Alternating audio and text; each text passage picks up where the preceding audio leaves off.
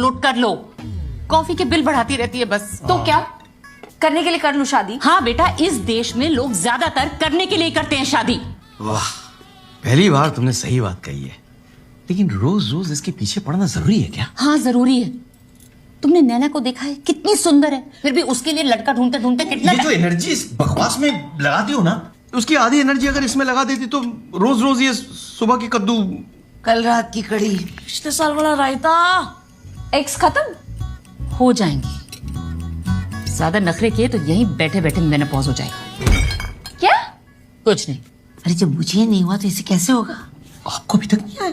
आपको हो गया? Guys enough, that's it. मैं हर रोज किसी इडियट से मिलकर अपना दिन खराब नहीं कर सकती। और अगर आप लोगों को प्रॉब्लम है ना तो